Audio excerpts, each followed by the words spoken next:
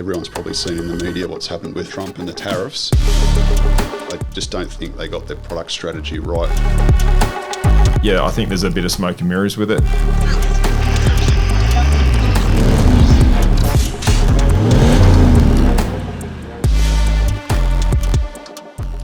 Today we have Heath from Harrop in for our podcast. So they're coming on as a distributor. If you don't know who Harrop is, stay tuned because they've been around Australia a very long time and they have some really cool products out there.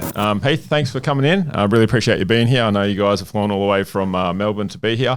I want to start off with saying it's a privilege to have Harrop. Obviously, you know, it's a company that I followed ever since I was younger.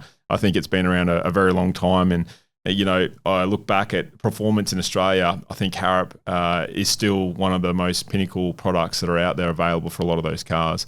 So I'd love to know the backstory into yourself, the company, where it's come from and where it is today. So if you give us a bit of insight, that'd be good. Absolutely. Well, Harrop's got this enormous history. It turned 70 last year, so a major anniversary. And it was started by Len and Elsa Harrop in Melbourne. So it's always been based in Melbourne in 1955.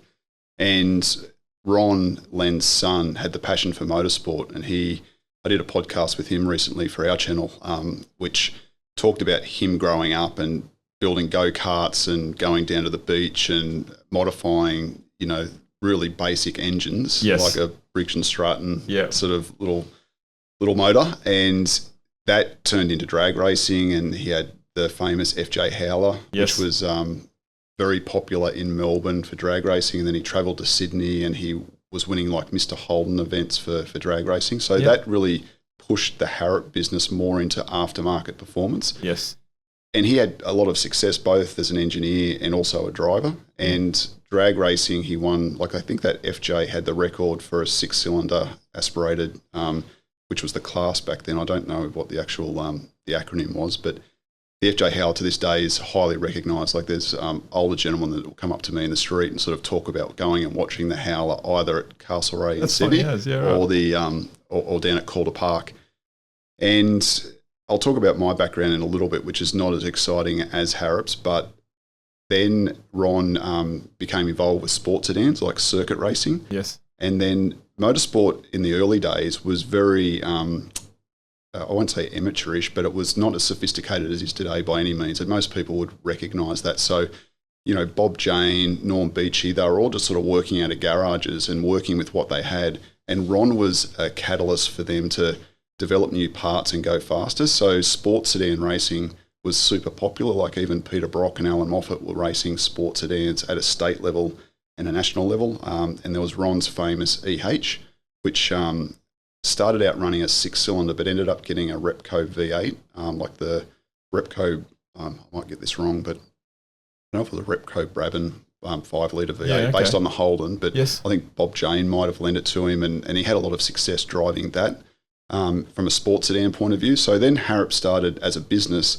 making more automotive parts that Ron had designed to help, you know, mostly the Holden sort of races, but then later it turned into Ford and other platforms as well. So fast forward, Ron ended up supporting the Holden dealer team with Peter Brock, and then there was HRT, the Holden racing team. He was their chief engineer for many years, and Thomas Mazera was instrumental in getting him involved in that. So on the back of that, the Harrop business started making more and more components for what was Tier 1 motorsport in Australia, so Australian touring cars. Yeah. Even the Dick Johnson Sierras had a Harrop-developed 9-inch diff, and there was uprights. Like our catalogue of parts at Harrop is just huge, staggering. Yeah. And there's even, you know, parts that have got archived away that we still get inquiries where guys have got a historic car that they're restoring and they really need this bit, and we just might be a sway bar link or something. Yeah, right. Still on the shelf. But that Ron's passion for motorsport and his achievements with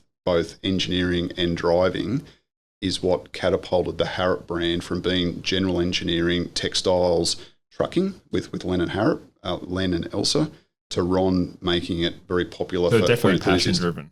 Always, yeah. And that's one of our core values. The whole team is very much about, if you like Just Autos, you've got to have the passion to be involved in this industry, because it's not always smooth sailing.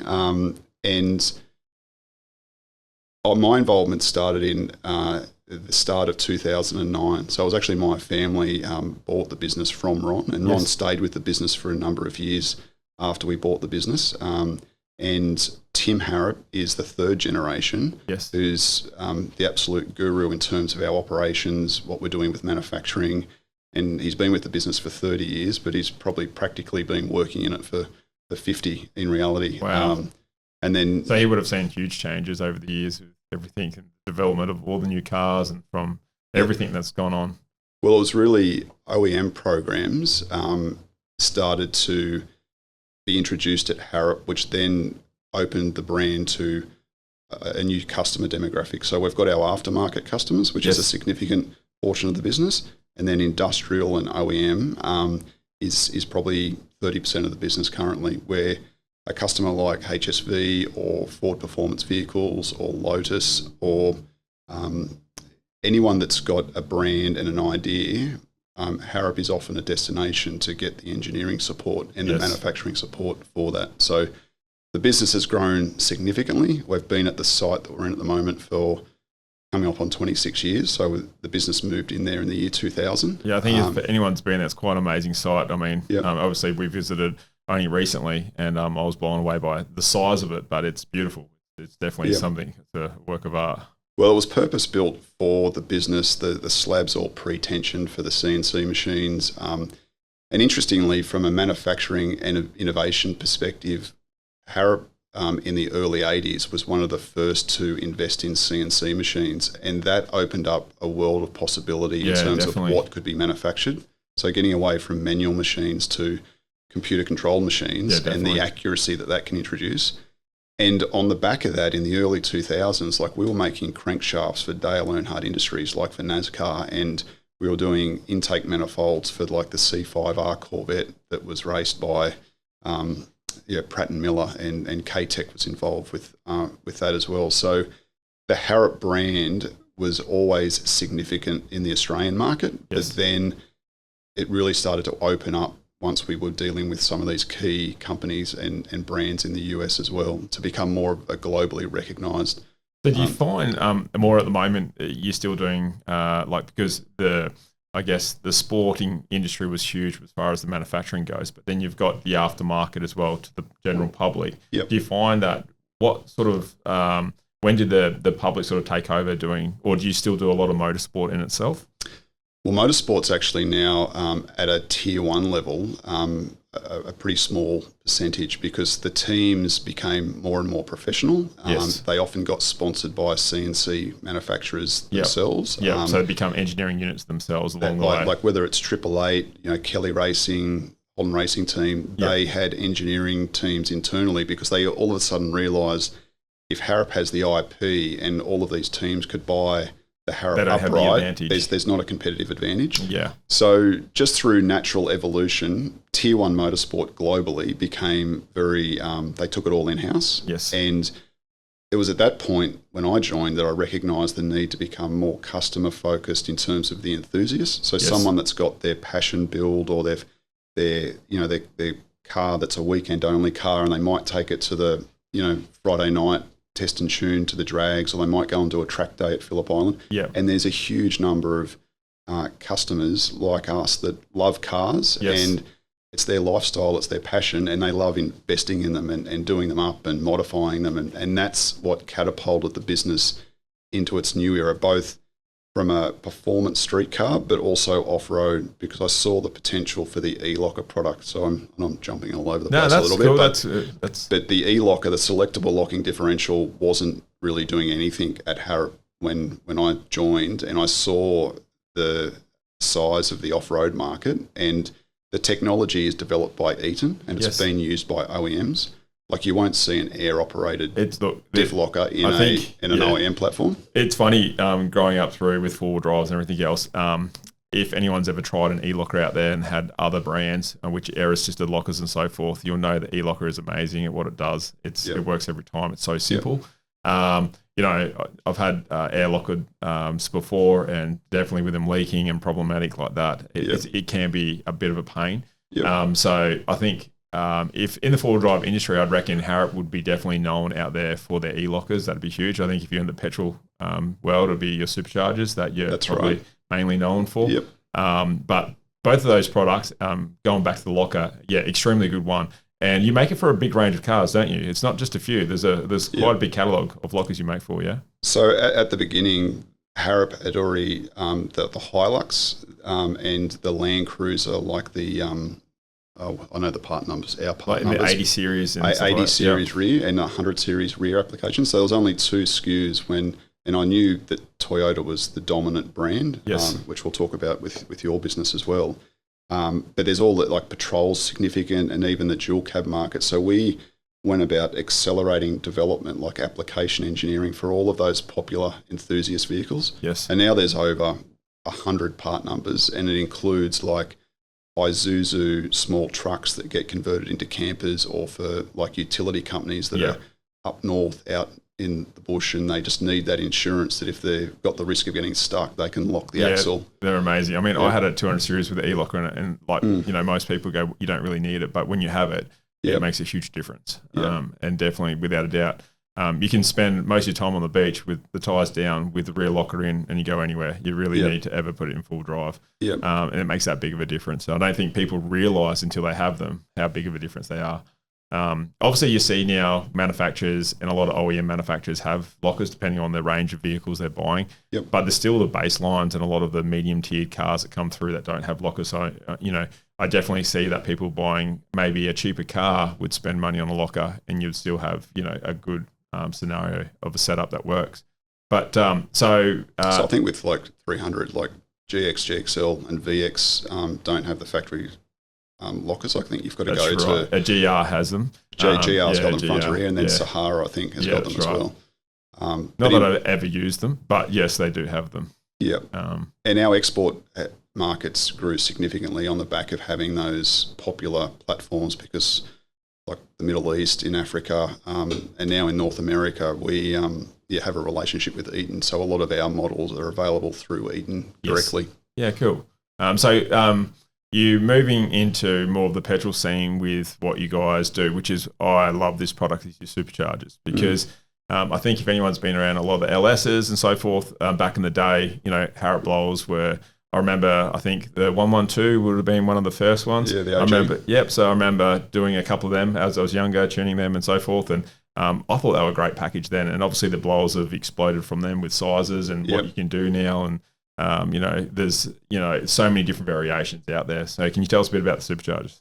Absolutely. Well, on the back of E-locker being popular for the off-road market, like when the Patrol came with the V8 in like 2013, I knew that was a platform that we needed to do a supercharger kit for. Yes. As well as like we've done the 1UR, so the 4.6 for the Land Cruiser, which wasn't very popular here, but it is sold overseas, both in 70 series and 200. Yes. So the supercharger technology uses Eaton's rotating group, awesome. which is OEM proven. So whether it's factory LSAs or the ZR1 Corvette or the GT500 Shelbys, the Raptors, Eaton's the go-to, apart from like the TRX, which uses a Japanese IHI rotating group. So we developed the whole supercharger system around the rotating group that's supplied by Eaton, and that relationship with Eaton goes back more than 20 years. Which is the roots part of the blower. Yeah, well, that's basically the rotor scrolls that and being positive displacement,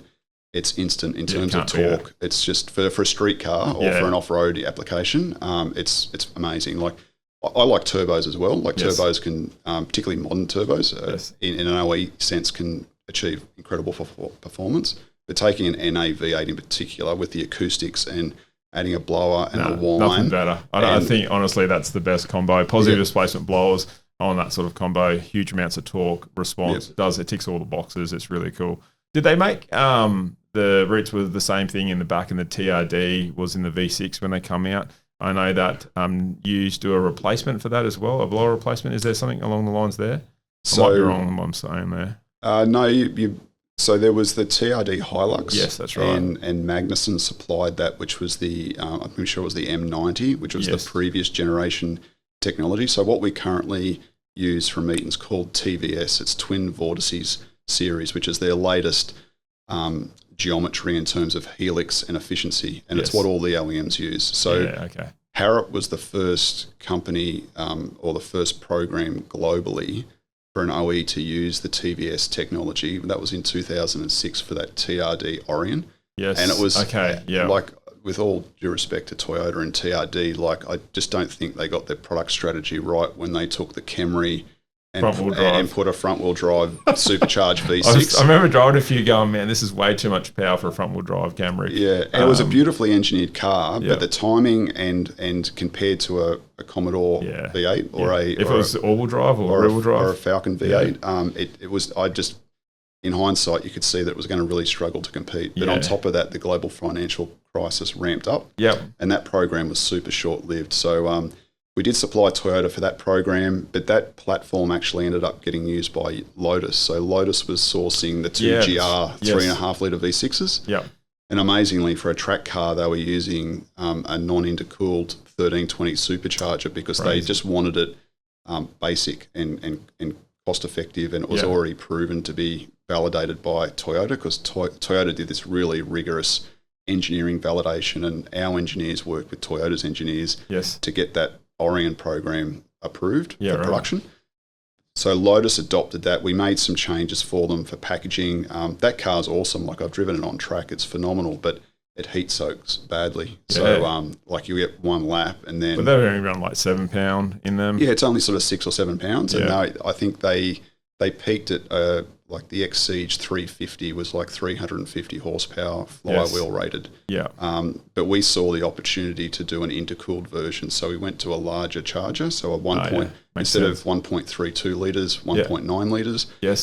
We inverted it and had this really big intercooler brick. Specifically for the Lotus. And then Lotus now use that for their race cars. So the GT4 race cars are homologated with the Harrop Supercharger for motorsport, and they've won some series, and it's been... So you still run the same sort of boost levels, lower temperatures, intake temps? They run a little bit more boost on those engines, but the thermal efficiency, which is so important on cars, is it's night and day. Like, you can go and run an endurance event, and the intake temps are stable. We've learned a lot from those OEM programs, which is really powerful. So Harrop have got the philosophy of OE quality for the aftermarket. Yeah, I love that. And we're able to access the knowledge that we've gained from the OEMs because they are extremely rigorous and thorough with their process control. Yeah, for sure. And we've been able to learn from that to apply some of that knowledge to the way we develop product to still create the best quality, reliable product, but maximise the performance wherever possible. So the Superchargers ranges now, where they were with the 112, what are they up to at the stage? What size do they go up to, and what sort of applications? Because there's a big list of cars that you do with it for at the moment, isn't there? It's huge, yeah. GM is still definitely the biggest category, and I think as a customer... In the LS series. LS and LT in the US. So the 5th gen is the new direct injection engine. I see you do the 350 Chev as well. Going back, the older style, is that right? We've done a big block Chev recently. So we saw an opportunity to do small block Ford, small block Chev, and big block Chev. And that's an engine kit. So it's more for customers that are doing a full vehicle rebuild. And they might be doing rods and pistons, or they might be building a new engine. So we're selling that kit mostly to either engine builders or do-it-yourself guys at home that have got a project. They might be doing it with their son, and they're building the engine up. So, but in terms of complete vehicle kits, that's mostly the late model applications. And back to the off-road, like we did Patrol, but we've also done Toyota Tacoma, the Tundra V8, which that 3UR engine was also in the Land Cruiser and the Lexus, and then the GM products, so like the GMC and Chevy 1500s. So 2650, to answer your question, is the current largest displacement. But Eaton actually revealed a couple of years ago a 3.1 litre supercharger. We haven't yet released any product that's using that because we've got such incredible performance with the 2650.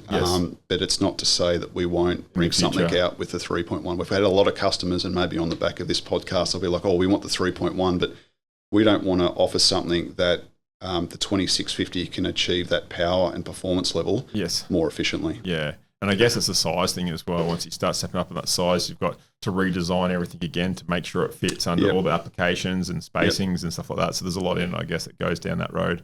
Well, the packaging is very similar between 3100 and 2650, but it's really drive load. Like you can go and put a big root style blower on a car, but as you know, the crank and everything has using got to energy to make energy. That's right. Yeah. So if you need 500 horsepower to drive the supercharger, then you've got to make 2,000 horsepower to make 1,500 horsepower as a random sort of analysis. So efficiency is always the name of the game, whether it's power and torque or whether it's thermal performance, and just making that optimized. So the 2650 is what's used by the OEMs, like with the GT500 Shelby, that new Mustang that looks wild that's called the GTD, and the Raptor has got the that supercharger option as well. So the Raptor R.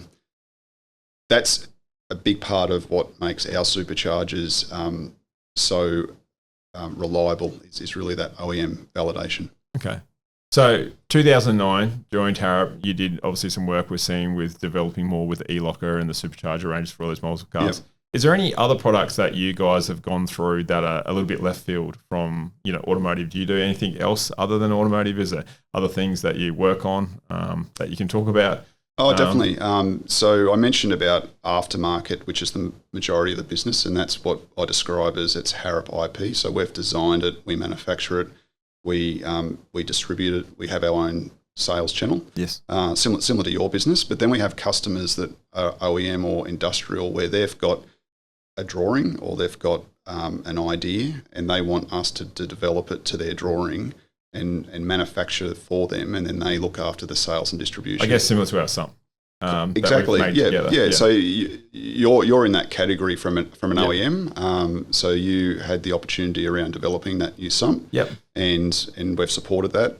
So that's actually been a really good experience, easy experience to make it all work and come together and have a product that's fantastic. I'm extremely happy with that. So that's been an easy sort of process. A lot of the other moving parts that we've built along the way, there's so many things that you've got to go back and forth about. I don't think people realize, and you guys would understand, that there's so much in it and understanding on how to make something come together and work correctly. Yeah, well, that I don't have the 70 years of engineering or manufacturing experience, but our team have got that IP. It's tribal knowledge. So, and if there are small problems that come up, often we can solve them really efficiently. Yes. But we've got customers that do mining brakes. We've got there's some aerospace. Yarra Trams are a customer, so we supply some components, some braking components to them. They manage all the trams in Melbourne. Yes. We were a supplier to Kenworth for some engine components for their cab-over K200. So Harrop is definitely a destination for companies that need quality product that's accurate and can be supplied reliably. That's really that industrial OEM category. I'm sure there's so many weird and wonderful things we've done over the years.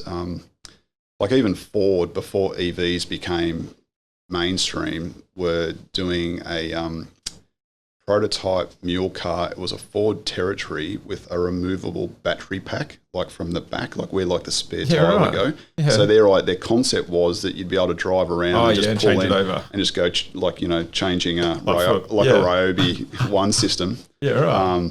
And so we did the transfer case and everything with another company in Melbourne called ProDrive, or now known as Premcar. Yes.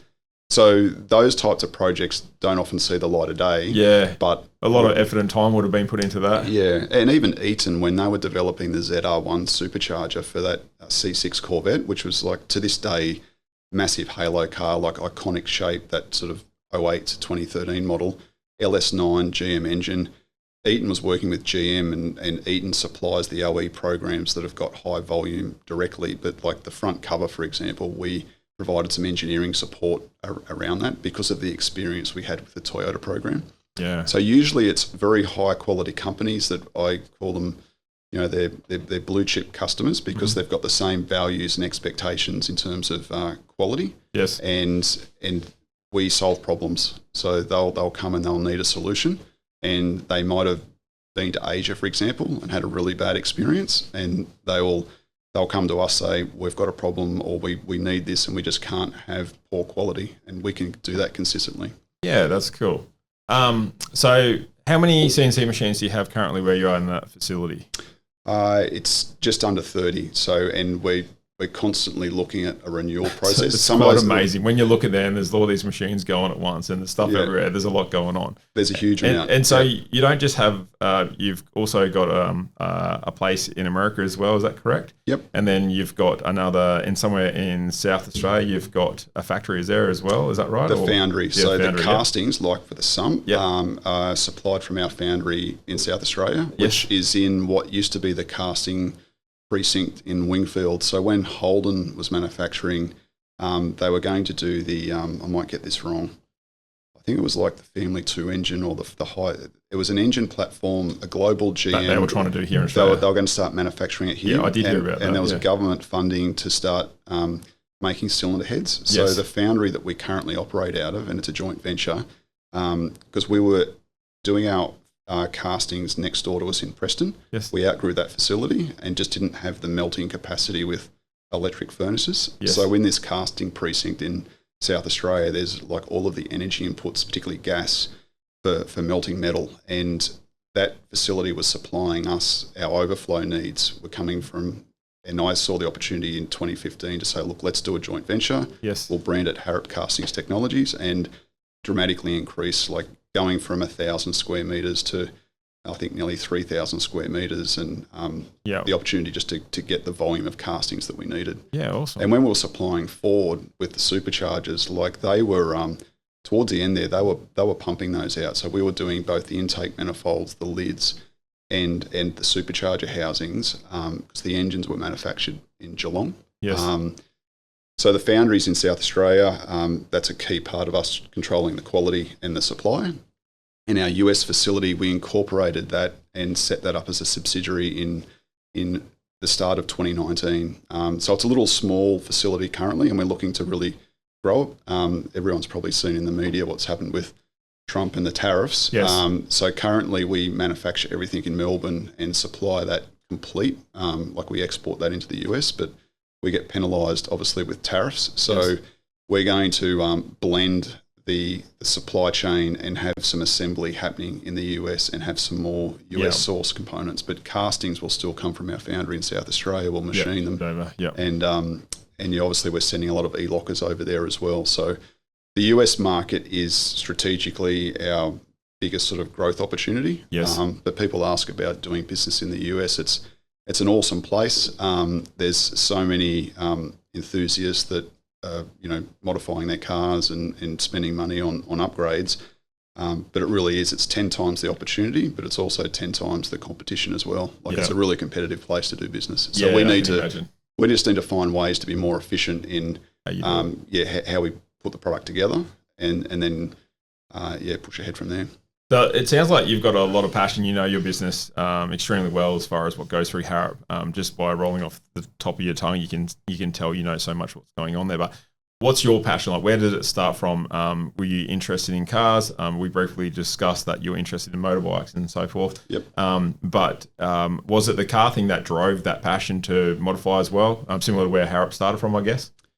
Yeah, very much so. Like I grew up in the Hunter Valley. And so I was born in Newcastle and then went to high school in Maitland, and my family has a farm in near Barrington Tops past Dungog, which was a dairy and beef property. Yes. But almost every school holidays, like I was spending it there, like we were, whether it was fencing or whether it was drafting cattle. And I, my uncle who runs the property, has the property now, he was a horseman, like he had race horses, and if he was, going out to muster cattle, he was on a horse, and I was like, I'm not keen on that. It's all about motorbikes. Yeah. And he's seen the light now. He's got a quad, and the horse is now, just chilling out and retired. He can't live without his quad. So growing up, even like as soon as I could, basically stand up, if it had a motor and it had wheels, I was all about it. So my grandmother had a Gemini, like manual Gemini that I learned to drive in, rear wheel drive, gravel driveway. Open center diff. Just slapping up the road. Tractors, whether it was just slashing the paddock, I was all about it. So, but dirt bikes, had friends at high school. So we would, there's Bullet Dealer, Stroud area. We used to ride around the national parks, unregistered. It was, it was amazing. So I grew up loving dirt bikes, loving everything with four wheels and modifying them as well. Like I look back and I was buying FMF aftermarket pipes for my RMX 250 and sticker kits. So it was like I was just tinkering with stuff. What year are you born? I just turned 47, so I was born in 79. Okay, yep. So I was like late 80s, early 90s. Yep. I was just a bit of a menace on a dirt bike. Yep. Yeah, I know that year. So all through Crusty Demons and stuff like that was starting to come through, and all that sort of stuff. Seth Enslow and so I then finished high school, and I just knew I wanted to be associated with business in some way. Yes. So I ended up getting a traineeship with an accounting firm, and went down the pathway of becoming an accountant, but didn't love it at all. I think it would be hard to love accounting. I don't know. That would be hard. I would figure that would be hard. I travelled to clients and I was doing like a combination of audit and sort of consulting, but I was there for a number of years, finished university, but I made the decision to go to London because at the time the dollar to the pound was like 3 to 1, and you could do you could register a shelf company and contract to either government departments or companies over there and get paid in pre-tax dollars and then look after the tax yourself.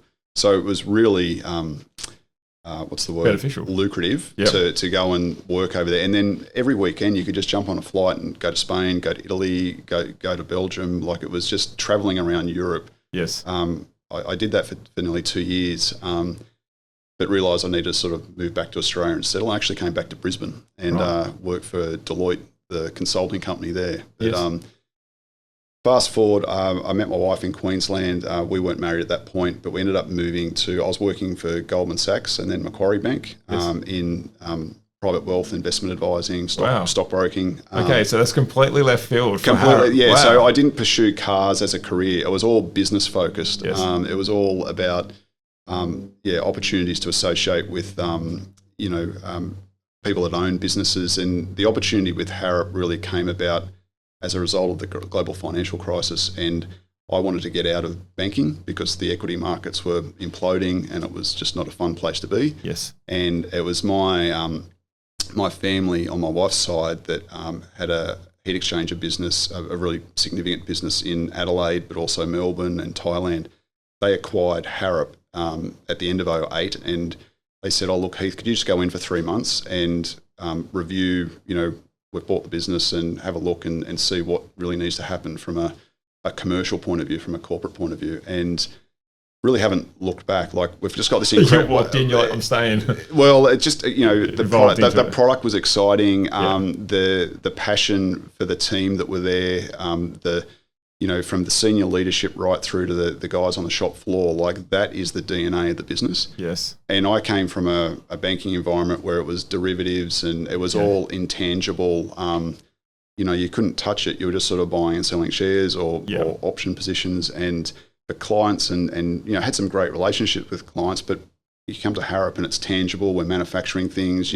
You're supplying companies, but you're also supplying individuals that have just got a VZ Commodore and they want to, they want to modify it. So that's really cool. That's really cool to see, coming from the other side. I guess it would have brought the kid out, again, sort of thing coming into Harrop. It's exciting. And we just became really customer centric in terms of the customer experience and, identifying what the customer wanted and giving that to them, making that available. And I saw with Facebook in the US starting in like this is in sort of 2009, probably 2009, 2010, become big with these US companies I was following. So I was quick to sort of get Harrop on that bandwagon of becoming more customer focused in terms of customer facing and promoting what we do. And we started doing a lot of shows like MotorX and I can't think of them all now, but there was shows in Sydney and Melbourne just to get the brand more out there, because traditionally Harrop was recognised by people that loved cars, but the feedback almost was, Harrop's awesome, but you can't really buy their stuff. Like you've got to be Holden Racing Team or Ford. Like it wasn't accessible. But we had all of these parts or the potential to engineer and develop parts that could suit the general enthusiast market. And so it was about more going after the 80% as opposed to the the 10 or 20% industrial. I've always loved Harrop parts because anything you bought from, even I remember, diff hats and all sorts of stuff it was the best quality gear. I just remember seeing, back in the day, like, the Monaros coming through, or any of the sort of VZs, and even in the VEs, and all the different parts that you would build into that car.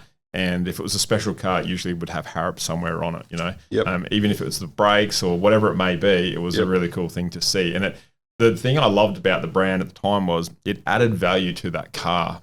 It didn't take away from it at all. And from an OEM sense of view, when you do an aftermarket part, it can really go one way or the other. And the fact that you can see it on, you go, wow, that straight away, that adds a lot of value. And that was cool to see. Well, anything that we do with OEMs, we always try and make sure our brand is recognised. Like, quite often, if it's just a general part, like a seat, I think it was Futura was doing the seats in Melbourne, it would be a Commodore seat, but it's just a Commodore Holden seat. You'd buy it from Holden. But if it was a diff hat or a crankshaft or an upright or whatever the component might be, the Superchargers, we always made sure it was a TRD part, but the Harrop logo is always on the part. So we'll always have the logo, always have the part number. So if someone picks up the part 20 years later, they can say, oh, this is a Harrop part, and here's the part number, and they'll call up and we can identify it. So that brand equity is a big part even today with guys that have got their early 2000s HSVs, like beautiful classic cars. We're a destination to get brake kits or, any of those sort of upgrade parts that they might have had from factory. Yeah, that's cool. That's really cool to see. Obviously, we've got Mark and Greg, yourself up for training at the moment to become a Just Autos distributor. Yep. It's something that we're super privileged to have you guys come on board as distributor. Yesterday was the first day of training. How do you think that went yesterday? Really good. I'm so pleased that I made the trip up as well. The timing just worked out, and the opportunity to sit down with you today is fantastic as well. But the professionalism that you're instilled with your business in terms of process flow in all of the departments is hugely impressive. So I guess we kicked off discussions sort of late last year, but your brand, in the Toyota space, has now become sort of the benchmark, and that's where our interest was for our performance business in Melbourne. The workshop is to have that caliber of product and validation. It's got to be aligned with Harrop. Yes. So yesterday was excellent. Caught up with, spent some time with Mark and Greg last night, and they were really impressed as well. So cool. It's a credit to the whole team. And we're looking forward to, I guess, working through it over the next couple of days as well. I think it's interesting because, you've spent a lot of time with the lockers in the Toyota platform, and you definitely have done a lot of the petrols. Diesel is something that Harrop hasn't spent a lot in the platform. I guess that's where we're here to assist you with that going through. But yeah, I can imagine any customer that's going to roll into your workshop, they're going to realise that it's the real deal, and it's definitely a level above. So I look forward to hearing some of the responses from the people that, the customers that we service and get sorted. It'll be really interesting to see. And I'm really looking forward to the future on that. So that's going to be super exciting. Yep. ELockers, pretty much with that sort of platform done and dusted, and moving into a lot of the other cars, I start to see the American market. And I bring this up on a lot of different podcasters because for all the Toyota platform, a lot of the American cars are probably more suited to heavier towing in this country because the bigger cars that are coming through. I think everything's within proportion of what it is. It's something that I know that's happening in America with the emission laws. I don't know if you've seen much of it over there with how it's going to impact Australia. I'm interested on your input in how that will be because I know that they're changing those laws, and in Australia currently we still comply with a lot of the higher emission laws that we have here at the moment. So do you think that will affect the flow of cars coming into the country? If the American sales, if they drop their emissions down, we won't be getting those certain cars through. What's your feeling on that? Oh, I think it's a great question. It's multifaceted.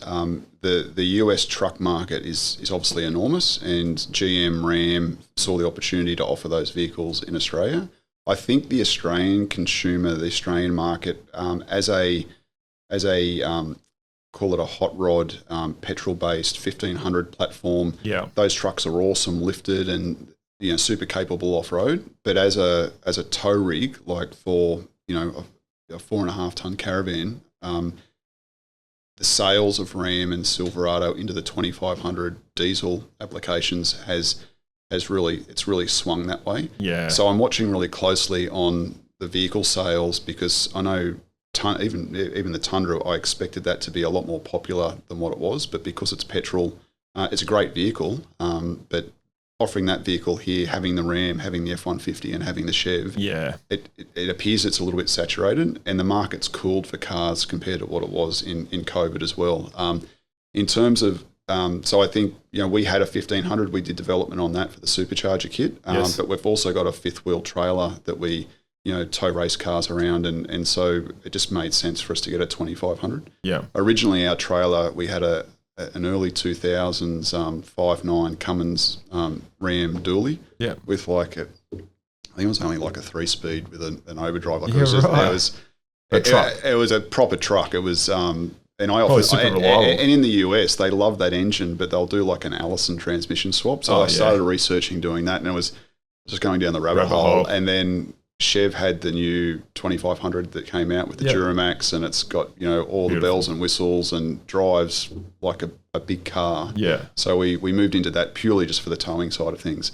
Emissions is hard because the US administration, currently it's the Republicans with Trump, have been winding back some of the regulations around emissions. It's causing a bit of chaos. Well, but will it stay like that? Will the Democrats win the next election? Yeah. There's so much uncertainty. Like, there's just so much uncertainty with tariffs and with all of the regulations and legislation. How does that impact Australia? I don't think we'll really know, but I think that Trump's second term will end, and then the new administration might bring back some of those regulations around emissions. Yeah. So with like the Toyota 86, the Tundra, the Chev trucks, the Tacoma, we've been through emissions testing with SEMA Garage to get certified, and then that certification is issued for California. It's called the California Air Resource Board, CARB, and they issue an EO number. But SEMA does the testing, and then you're either 49 state compliant for everywhere except California, and then when CARB gives you the little number, then you're 50 state compliant. So emissions compliant. How that's likely to change, we're watching that space really closely. I don't really know. I think we'll be more influenced by Europe's regulations on emissions than the US, because we import a lot more cars from Europe and Asia in Australia than we do from the US.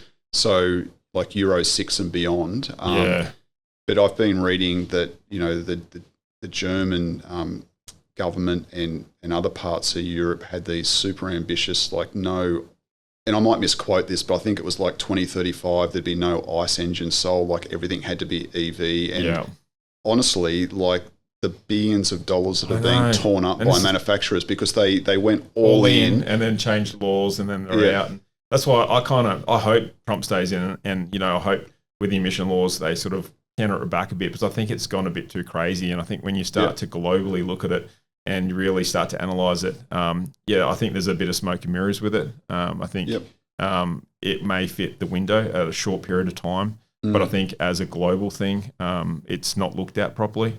So maybe it's a short-term fix, yes, but not a long-term. So, I think of all the problems that people have, the customers have issues with a lot of emission control devices trying to do the right thing and get it under control, and then, the frequent oil changes and, the carbon or the cleaners that we use to clean these things, and all the extra fuel you're burning to, service these filters. And there's just so many other swinging elements that come into a lot of it. So, I mean, that's personally my own opinion. But I think if they scaled that back, I think there needs to be stuff in place. I definitely do believe that. And I think it's pushed manufacturers to become more efficient at what they can build, and engines are better. And if it wasn't for the laws, we would probably still have carby 350 Chevs running around everywhere. You know what I mean? Like, exactly. They wouldn't have pushed to go to that level. So it has brought all of our engines, combustible engines, up to that level of where they are today, which has been fantastic. I do believe we're getting to that pointy end of it, where you're now scraping for 0.1s and 2s everywhere to try and get them better.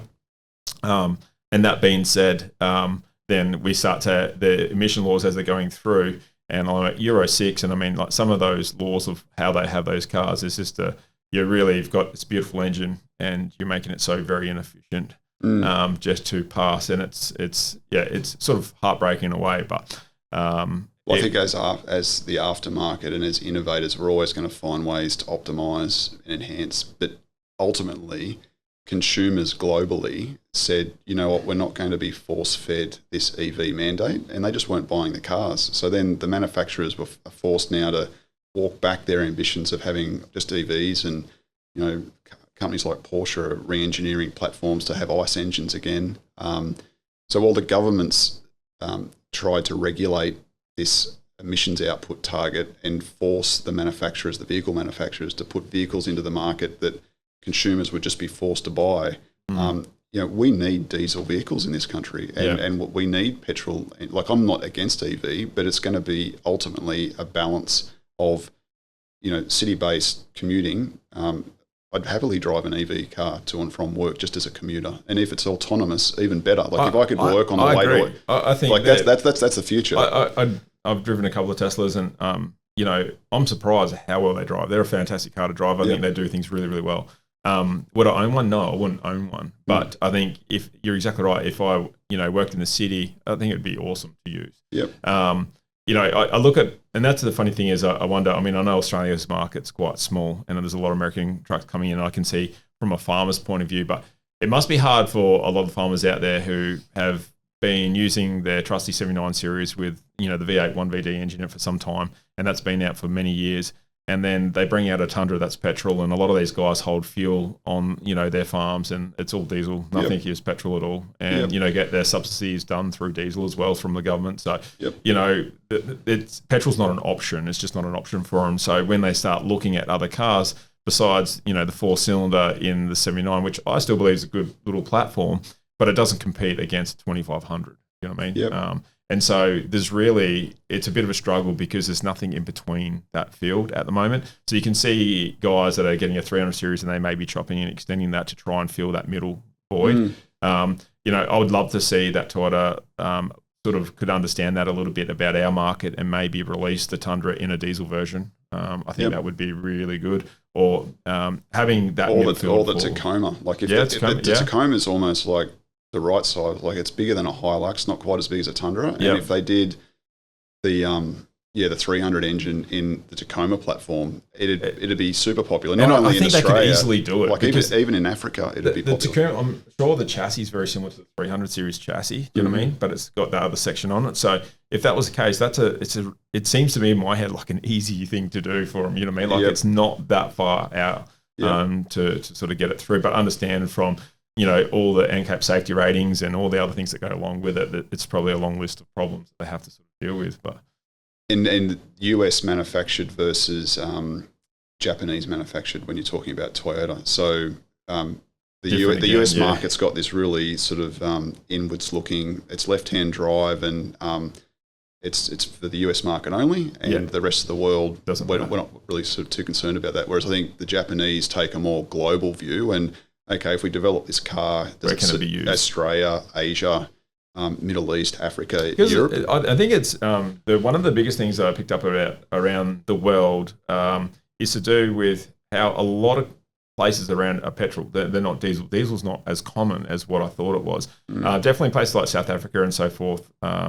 You'll find that there's a fair bit of diesel there. But, you know, like in America, I think diesel's only like a small percentage of the whole market, isn't it? It's majority petrol. Yeah, and they had Dieselgate with Volkswagen, which really impacted the whole psychology around diesel vehicles. Where Volkswagen was cheating the emissions, and all those vehicles got parked, and then they got sort of, you know, sold, you know, back into the market, and I think they got updates, but diesel as a passenger vehicle, non-heavy truck platform as a fuel has really been tarnished by that whole situation in the US. But diesel's, you know, certainly for Africa, I think the middle, where oil production is significant, it seems that petrol is usually subsidised. So in the US, petrol's just the go-to. Everyone loves gas, and the same with the Middle East. Like there's all the 200, all the 300s are, petrol, gas. I've done, you know,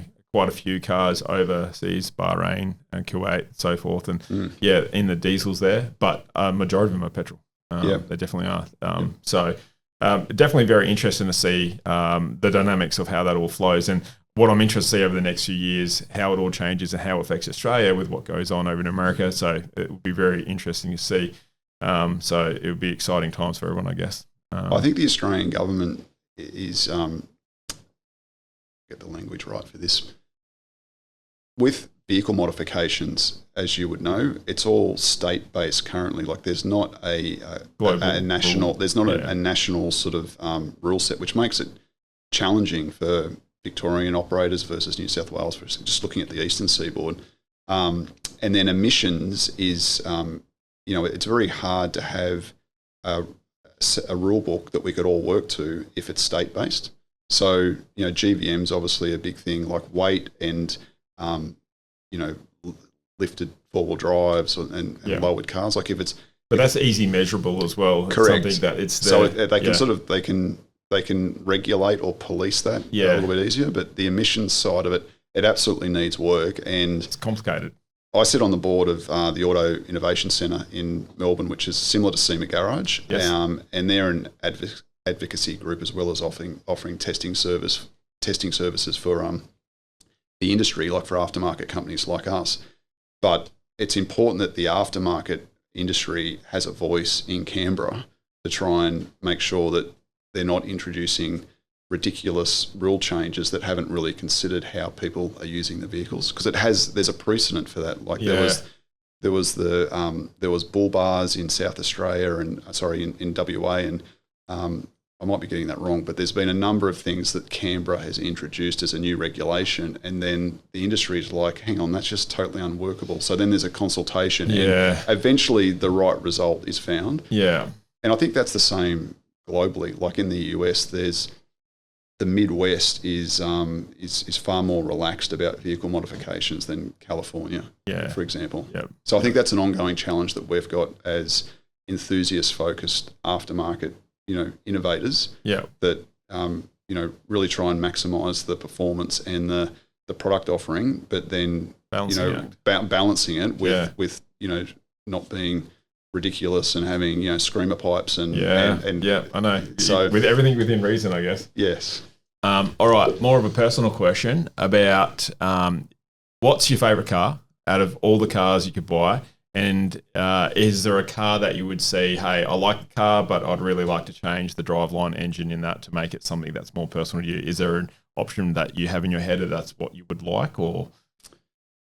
Oh, it's a great question. I probably almost need to take a couple of days to really think about it in detail. But I love the Patrol platform with the V8 supercharged engine, but the platform is now like 15 years old. So I think that recently they just got the V6 now. Is that right? They have, V6? So I love the Toyota quality, like the 300 series. I had for a while, and just I love that, and I think I need to probably look at getting back into one. I think you definitely do. But the 200 series, AIC had one that I spent a fair bit of time in, and Luke's the MD there, and he doesn't rate 200 series, but I just thought it was the awesome in terms of how solid they are. Yes. But it's funny, you get out of 200 into a 300, and then all of a sudden it's just like you've leapt ahead in terms of innovation. So we obviously love superchargers. I can see why this Y62 would fit that bill really well with you as well. Yeah, with IRS, but a more modern platform. It's if I could blend a Patrol with a Y62 with a 300 series, that would, like, some hybrid of that would be amazing. Like, I love the interior on the 300. It feels more nimble. Like the ergonomics in it are really great. Like the Patrol's like 15 years old, and it does feel like it when you're sitting in it. It is unfortunate as an SUV. But I love the American trucks as well. But they're too big in Melbourne. As a daily. But we've got the 2500. Like, there's nothing better than driving from Melbourne to Adelaide. Towing that whatever goat track of a road. But The 2500 just eats it up. Yeah, definitely. Yeah. Oh, that's cool. That's good to know. Okay, so getting towards the end of a wrap-up before we do our rapid-fire questions, probably more, what's the future for Harrop? Where do you see you guys in 5 years' time? Where do you want to be? What's the story there? Definitely we're going to grow the US business and have more of a presence to be able to support the US customer, like both from product availability and also innovation. So we'll continue to... There's some new technology coming with superchargers as well that we're working on. Can't share it today, but in the next sort of 6 months that'll be revealed, which I think will be extremely exciting, particularly for the US market and Australian customers as well. But at head office, we've really continued to maximise the footprint that we've got. Like, yes. I'm reluctant to try and move to an even bigger facility. Like, we've talked about buildings and sizes, and we've got 55 people currently at the business in Melbourne, and it's a really nice size. Everyone knows each other. Yep, it's got a family sort of level of kinetic energy. Yes. I think if you got to 100 people in a factory, you start to lose some of that. Yeah, I think this would naturally happen, wouldn't it? But we're investing in automation, so collaborative robots that run the CNC machines, but we still need tradesmen to program in them and do the maintenance and bits and pieces. Do the engineering. The robots just do what they're instructed to do, and then the new machines that we've got that have got multi-pallets that you can run the machine for like 24 hours and not have to go and reload it every cycle. Yeah. So that's a big step up for us in terms of being globally competitive from an innovation point of view. And we still want to provide employment opportunities for people that are passionate about cars and the industry, which is becoming, I think, more challenging. Yes. So whether it's our workshop or whether it's the engineering department or whether it's the production environment, manufacturing's not dead in Australia as far as I'm concerned. Yep. And particularly around cars and automotive. Like, my son is now looking at cars. He's 9 on the road, and we've got a Jimny that I drive occasionally, the Supercharger. Cool. Yeah. He rates that, and he also loves G-Wagons. I said, we can put a G-Wagon body kit on for you, man. Yeah, that's cool. And it's just really important, I think, that we invest for the next generation. Like, I've been incredibly fortunate to have the opportunity to join Harrop and propel it to where it is, but I'd like to see it continue on that journey and increase the customer relationships that we've got as well. Oh, awesome. That's fantastic. Yeah. Well, I look forward to seeing all that. That's going to be great. So, Josh is giving you the rapid fire questions. I think you've already answered some of these, but we'll go through them anyway. This is pretty... This is what everyone tends to answer, so we'll get through that. Okay, Land Cruiser or Patrol? Currently Land Cruiser. You said a Land Cruiser Cross Patrol, so I don't even know what that is. Yeah. That's a 2-in-1, but yeah, that's cool. Okay, turbo or supercharger? Supercharger. Yeah, of course. Manual or auto? PDK. Dual clutch. Okay. So, yep. Long range touring or weekend warrior? Long range touring for camping. I've had the ability to go camping with my father-in-law and son out like Flinders Ranges and up nice. North to Lake Eyre for the yacht race recently. So definitely long range. Yeah, cool. Desert or high country? Desert.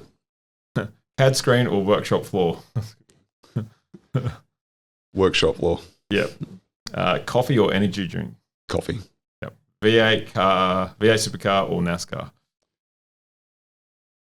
Oh, V8 supercar. Okay, cool. Reliability or outright power?